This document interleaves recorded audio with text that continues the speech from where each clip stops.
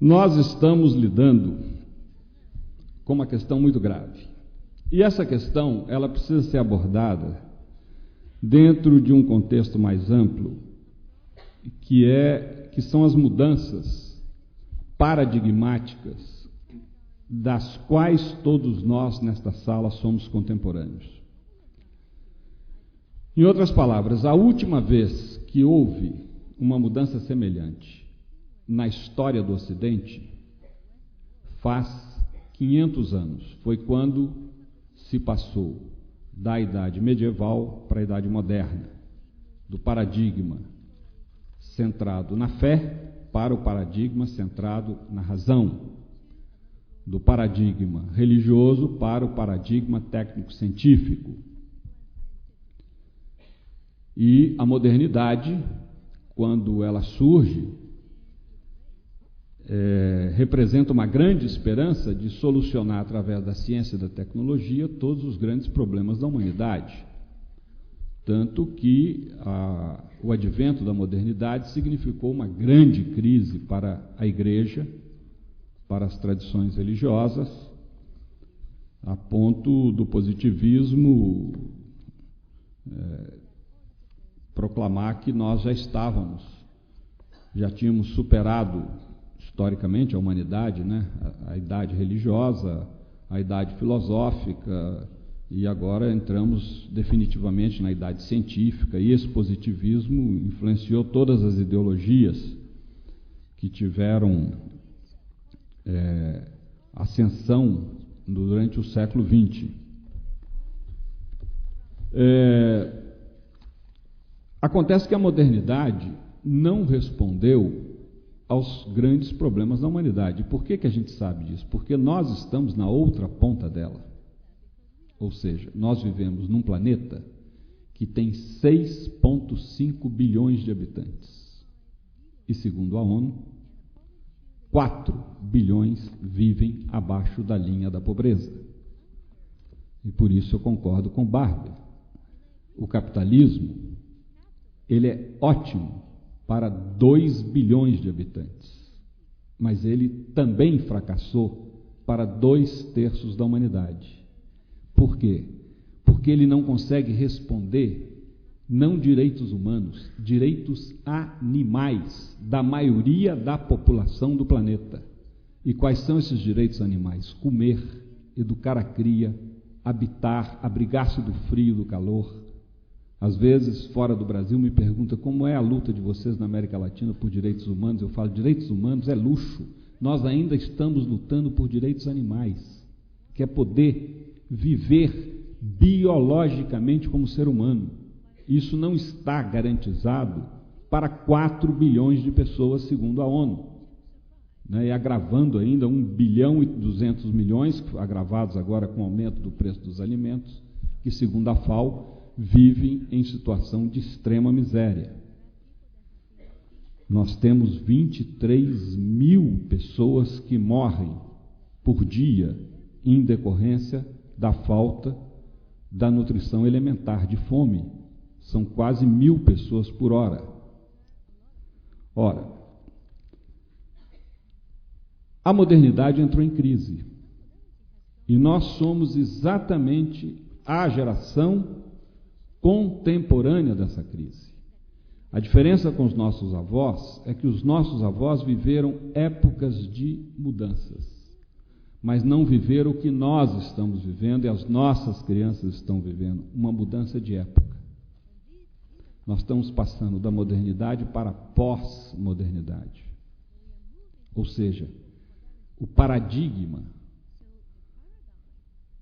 centrado na razão, ele não correspondeu aos anseios da humanidade. E hoje nós estamos caminhando, ou melhor dizendo, tateando em busca de um novo paradigma, num grande conflito entre um projeto onde o paradigma é o mercado, o senhor mercado, aquele Deus que habita uma montanha, mas conhece o número do celular dos comentaristas econômicos.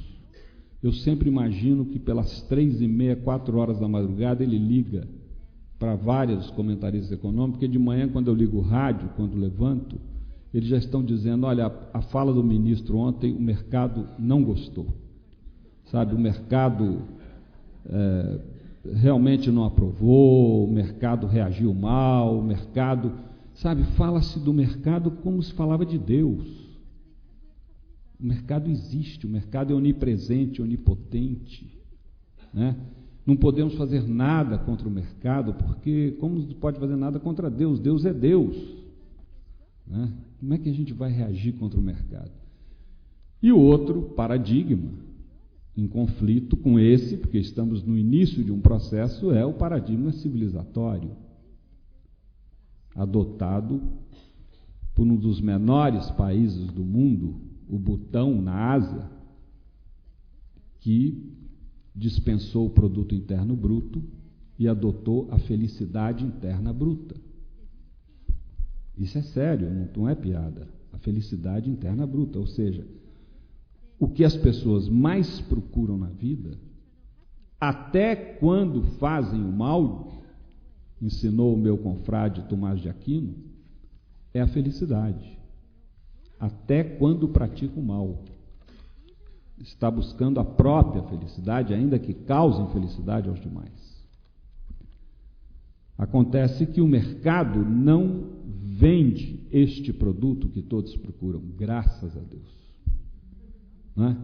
E esse é o desespero do mercado, porque o que todos nós buscamos é ser felizes.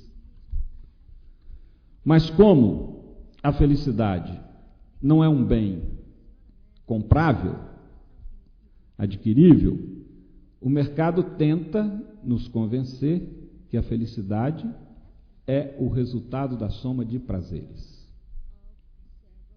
Se você andar neste carro, usar este cartão de crédito, visitar este lugar, usar este shampoo, este perfume, você será tão feliz quanto o ator ou a atriz que representa o anúncio do produto.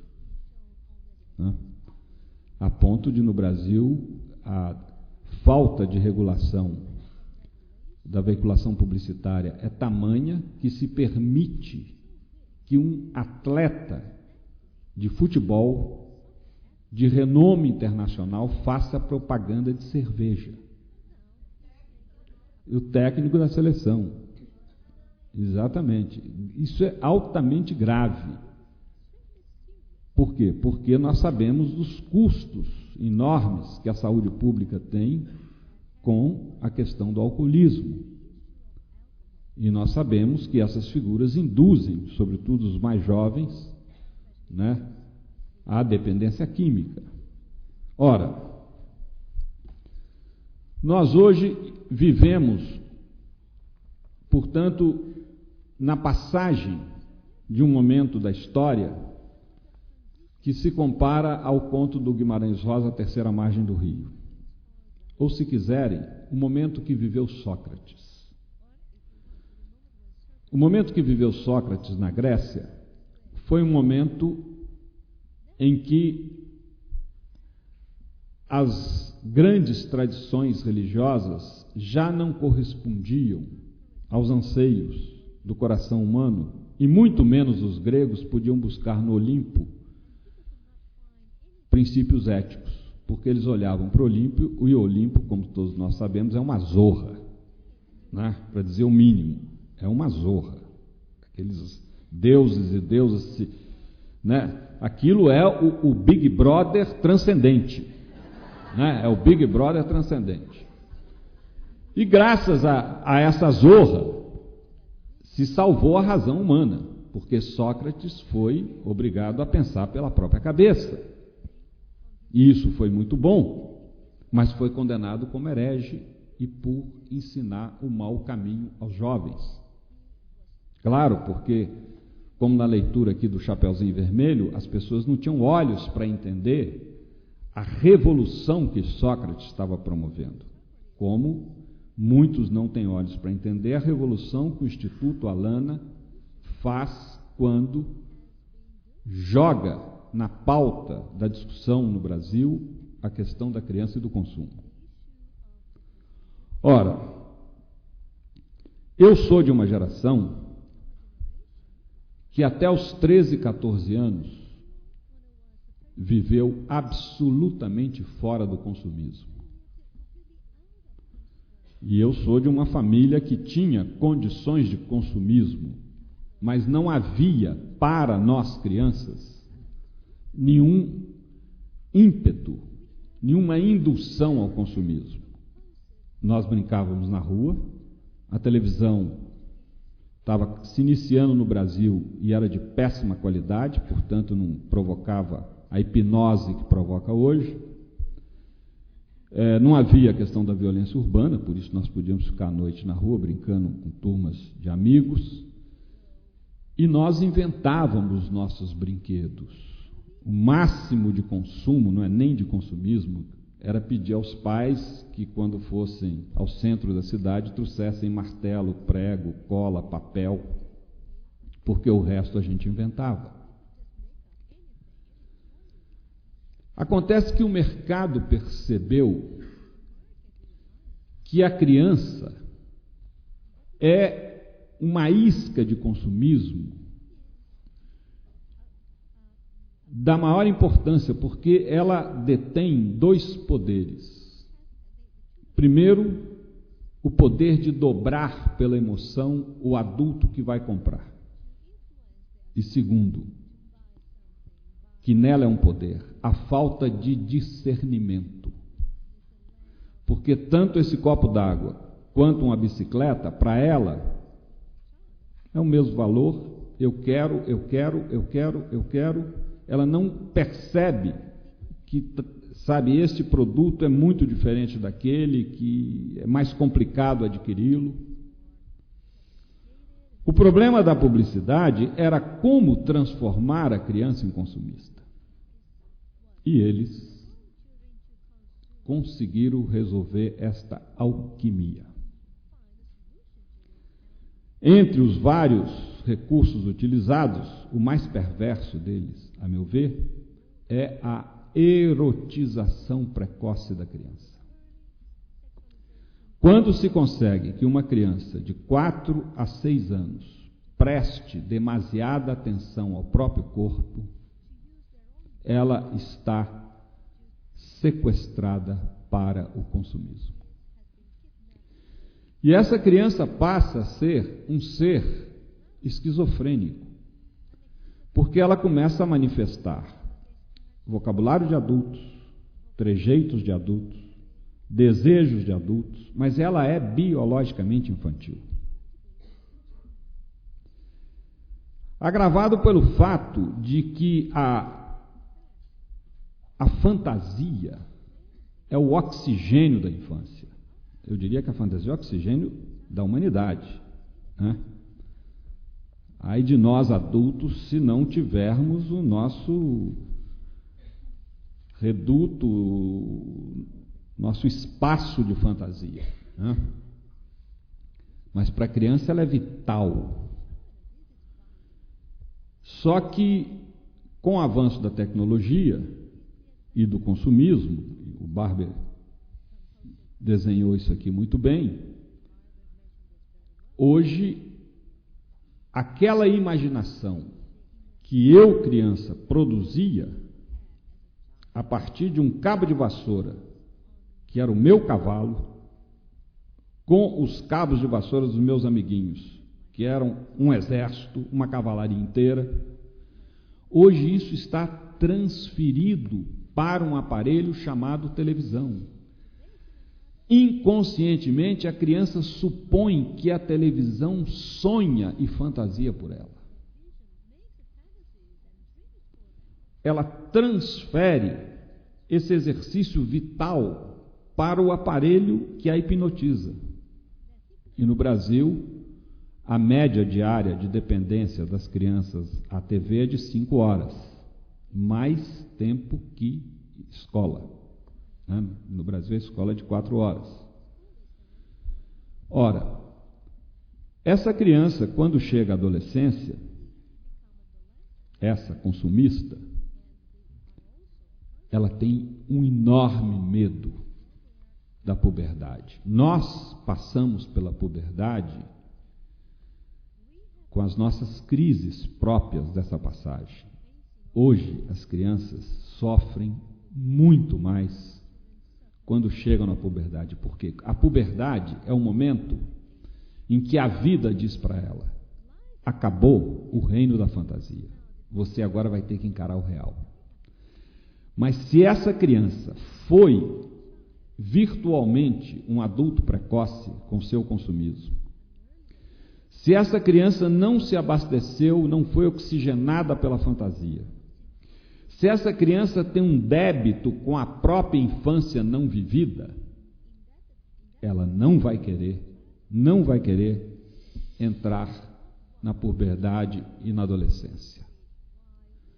Mas a vida, como diz o Zeca Pagodinho, né? Leva, né? Não tem jeito. E aí que o traficante de drogas, por uma perversa intuição profissional, chega e diz para ela: peraí, você não vai ter mais que enfrentar a realidade, e já que você não é criança, não tem mais a fantasia infantil, mas você tem a química.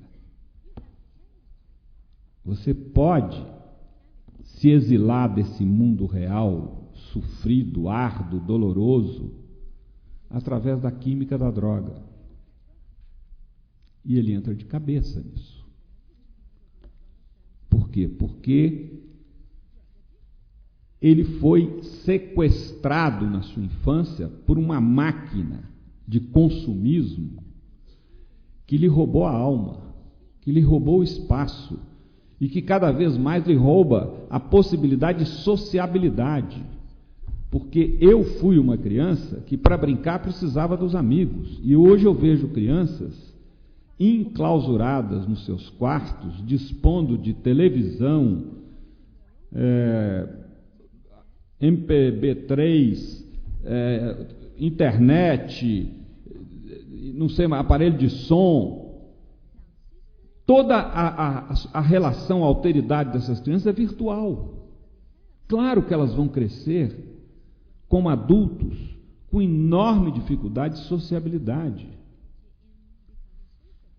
com enorme insegurança diante do outro como pessoa real, e a insegurança leva à agressividade. Às vezes eu brinco, né? Mas é trágico isso. Na minha geração, criança era um ser que tinha de 0 a 11 anos, adolescente de 11 a 18, jovem de 18 a 30, adulto de 30 a 50 e velho, sem nenhuma vergonha de dizer essa palavra, de 50 em diante. Eu até hoje, como escritor, se o Hemingway estivesse vivo, eu ia sugerir a ele mudar o título do livro, para Velho e o Mar, não. O Idoso e o Mar, a Terceira Idade e o Mar, sabe? Que velho, né? Chamar uma pessoa de velho hoje é um palavrão, uma ofensa tremenda. Por quê? Porque hoje, criança é de 0 a 20. Aquele negócio de dependência de casa, do pai, da mãe, não quer sair de jeito nenhum.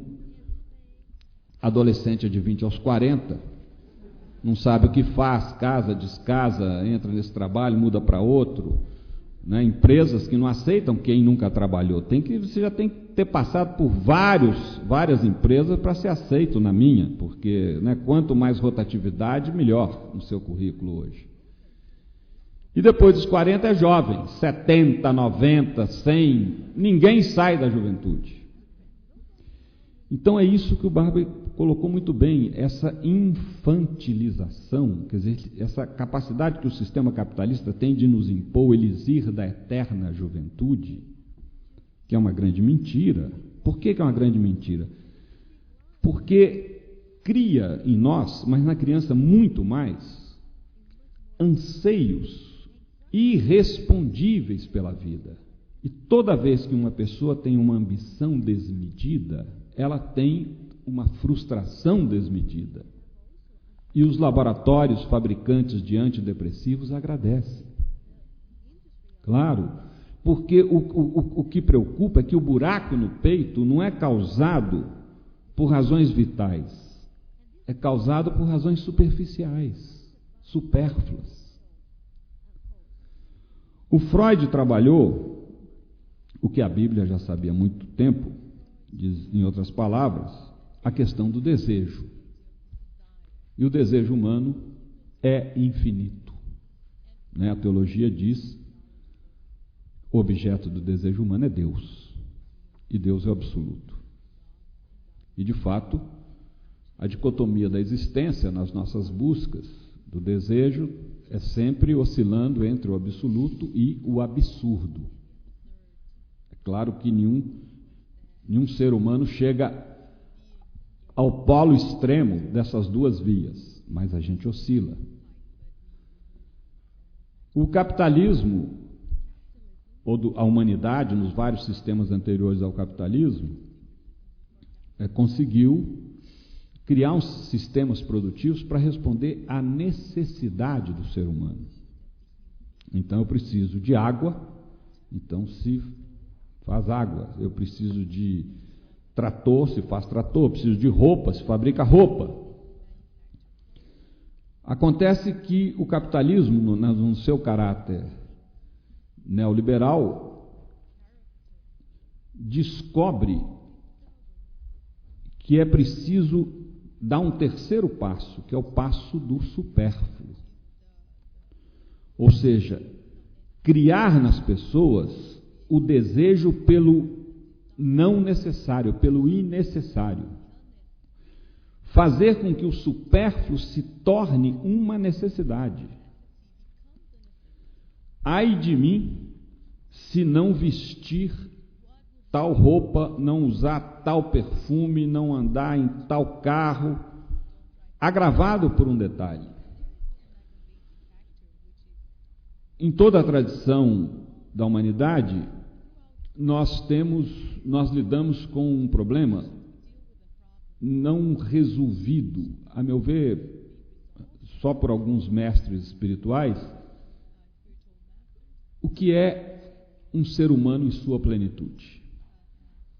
Então, claro, não vou entrar aqui em muita coisa, porque nós temos pouco tempo, mas eu diria o seguinte: para Jesus, um ser humano pode ser cego, surdo, paralítico, não importa. Ele está na sua plenitude de dignidade humana. Eu acho que a grande revolução do Evangelho é este olhar do humano desprovido até de saúde e sendo ao mesmo tempo considerado morada de Deus. Morada de Deus. Porque na cultura que nós vivemos, são mais humanos os mais ricos, os mais poderosos, os mais belos, e daqui a pouco nós vamos sair na rua, vamos encontrar um monte de mendigos que não são considerados legal e socialmente humanos. É sempre aquela parábola que eu conto do mendigo jogado, deitado na esquina da padaria. O Estado tem dois braços, o administrativo e o repressivo. Se o mendigo da padaria passar fome na frente da padaria, que está cheia de comida, ninguém se importa. Por quê? Porque o braço administrativo do Estado só responde às camadas privilegiadas. Mas se esse mendigo, num momento insuportável de fome, jogar uma pedra e quebrar o vidro, a vitrine da padaria para pegar um pão, o braço repressivo do Estado aparece na hora. O braço repressivo do Estado é universal, excetuando as classes mais altas, como todos nós sabemos, no caso do Brasil, pelo menos, impunidade. O administrativo é seletivo. Por quê? Porque nós entramos nessa questão do consumismo do supérfluo, há uma mercantilização não só das relações humanas, mas da nossa própria humanidade. Ou seja, eu não tenho valor nenhum como ser humano. Agora, os produtos que eu ostento, eles me agregam valor. Antigamente, na economia clássica, era pessoa, produto, pessoa. Né? Beto é uma pessoa que vem com uma roupa por causa de uma questão de sociabilidade. Se fosse na praia, seria outra roupa. A sociabilidade teria outra linguagem, né? Em função de quê? De uma relação com as outras pessoas. Agora não. Agora é produto, pessoa, produto. Se eu chego na sua casa de bicicleta, eu tenho um valor Z. Se eu chego de BMW, eu tenho um valor A. Eu sou a mesma pessoa, mas o produto que me reveste, aos seus olhos, me faz ser considerado com maior ou menor valor. Tanto que agora a minha camisa, a minha roupa, tem a grife do lado de fora, para que você veja que eu tenho valor. Antigamente a etiqueta vinha dentro. Só o portador sabia qual era a marca da roupa. Agora não, vem do lado de fora. Né? Acontece que isso na criança é criminoso. O que eu chamo de pedofilia virtual. Porque não lesa o corpo, lesa a alma. Lesa a alma dessa criança. Quer dizer, uma criança que é submetida a um bombardeio de publicidade ou de programas altamente nocivos e que passam em horário acessível a crianças, como é o caso do Big Brother, que são aquelas cenas fantásticas daqueles jovens internados numa casa discutindo os poemas de Drummond, né, um pouco de física quântica, enfim, né, algum proveito a gente pode tirar dali, né, mas não, é um ritual literalmente canibalesco, no duplo sentido da palavra, né? No duplo sentido da palavra. As pessoas ali se comem no duplo sentido da palavra, sabendo que no fim do jogo um prevalece sobre os demais. E isso é campeão de audiência. Então eu termino chamando a atenção para o seguinte: tudo, 90% de tudo de importante que cada um de nós nessas salas aprendeu na vida, 90%, foi aprendido entre 0 e 6 anos de idade. 90% de tudo importante que nós aprendemos na vida. A andar, a falar, discernir pessoas, relações de parentesco, saber sinais de perigo pelo cheiro, pelo olhar, pelo movimento, dominar a relação corpo-espaço, enfim, o que a gente precisa para que passe como um ser humano relativamente independente é de 0 a 6 anos, que por muitos psicólogos chamada a idade do gênio, né? Quando a criança tem mais capacidade de aprendizagem, quando o ser humano tem mais capacidade de aprendizagem, até por uma questão biológica, porque aos 6 anos metade dos neurônios do cérebro vão para o espaço, até o do Einstein. Nós temos que lidar o resto da vida com a outra metade. Ora, a questão é como criar uma sociedade que não viole o direito da criança a uma vida sadia, do ponto de vista físico, psíquico e espiritual. Esse é o desafio que nós temos que levar adiante.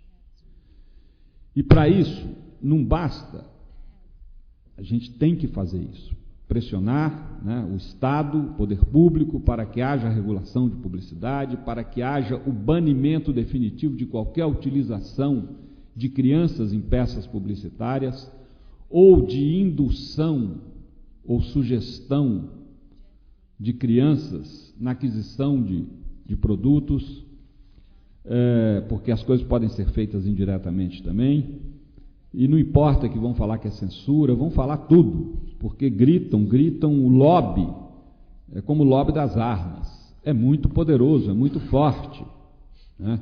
Agora, o fato é que nós temos que introduzir uma perspectiva positiva aí, que é essa que o capitalismo em um sistema e em um mercado responde, a questão da felicidade. Ou seja, nós temos que romper esse paradigma consumista, produtivista e voltar a colocar o que é preciso para uma pessoa ser feliz. E para uma pessoa ser feliz, o velho Francisco de Assis já nos ensinou, né? Era um homem que nada tinha e era extremamente feliz. Porque ele descobriu, como dizia o professor Newton Santos, que não tinha nada de religioso, ele descobriu os valores infinitos, os valores da subjetividade. Portanto, eu termino com essa parábola oriental, né? Todas as boas parábolas são orientais, se não são, a gente deve colocá-las lá porque fica uma moldura mais interessante, de um homem sumamente rico, mas infeliz, que vendeu todos os seus bens e saiu pelo mundo à procura da felicidade. Em algum lugar tinha que alguém vender a felicidade. E andava por todos os lugares e ninguém sabia que a felicidade fosse uma mercadoria. Até que num país das Arábias, um rapaz no mercado, esse rapaz tinha acabado de chegar do deserto e disse a ele: olha, meu senhor, eu acho que o que o senhor está procurando eu vi no meio do deserto. Eu vi uma cabana, escrito em cima felicidade.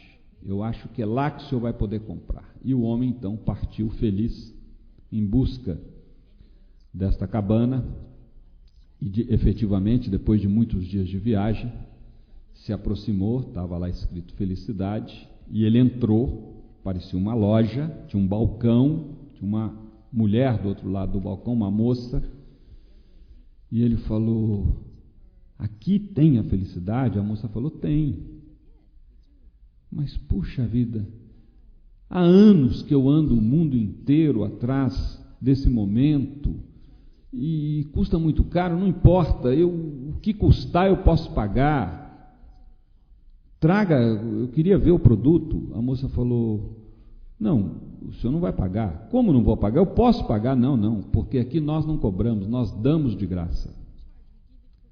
Bem, se é assim, nós damos de graça. Então traga. A menina entrou lá dentro, trouxe uma caixinha do tamanho de uma caixa de fósforo e entregou para ele. Ele abriu, tinha uma opção de sementinhas, ele jogou em cima do vidro do balcão, falou: mas eu não estou entendendo. Isso é felicidade? A moça falou: vou explicar para o senhor. Essa semente aqui é a da generosidade, essa é da solidariedade, essa é do serviço desinteressado. E foi apontando: se o senhor cultivá-las, o senhor será feliz. Muito obrigado.